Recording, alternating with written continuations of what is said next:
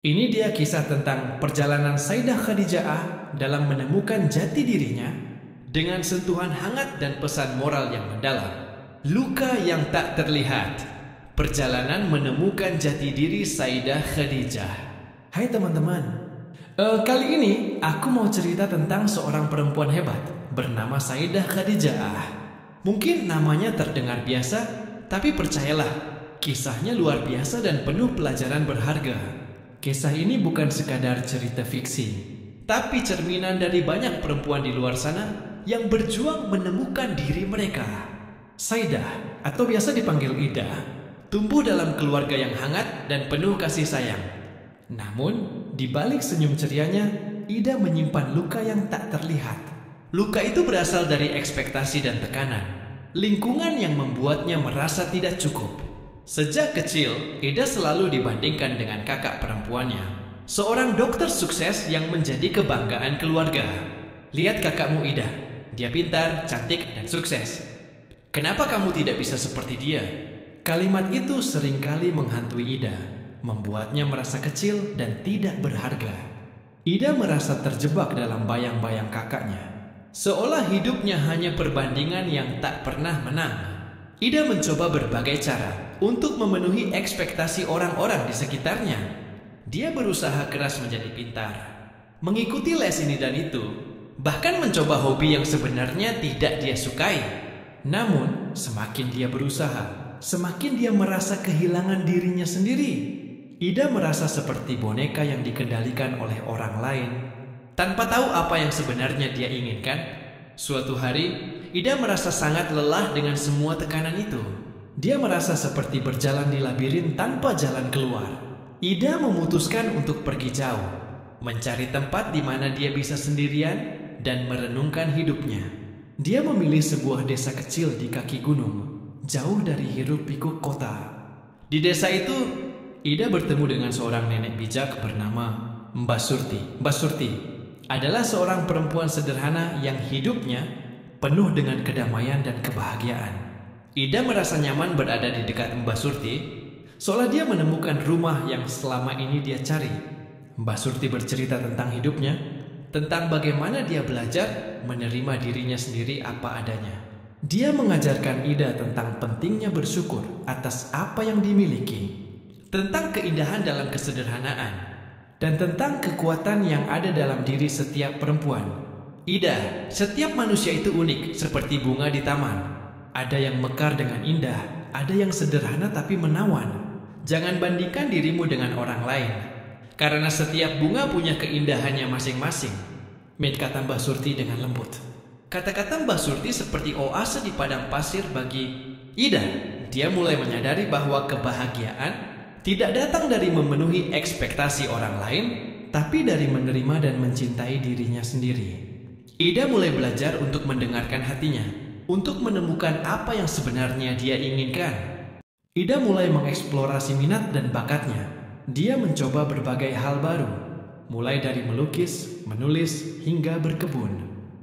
Dia menemukan bahwa dia memiliki bakat dalam menulis, dan dia sangat menikmati prosesnya.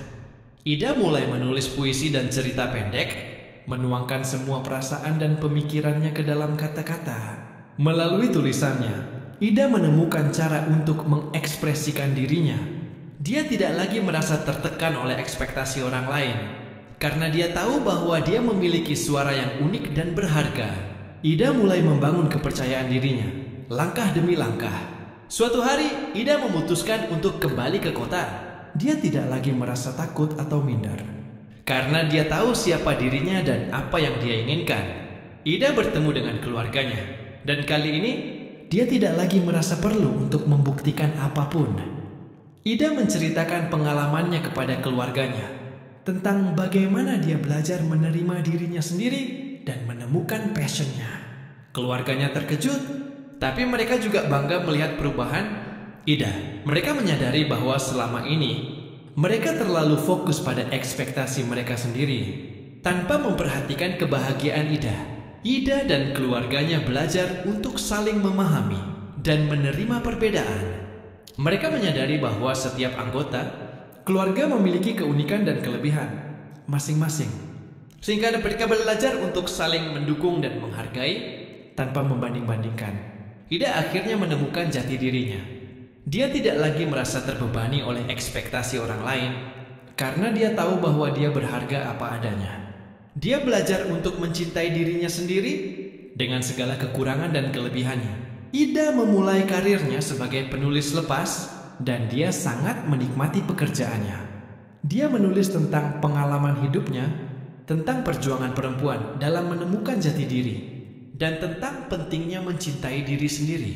Tulisannya menginspirasi banyak orang, terutama perempuan yang merasa kehilangan arah.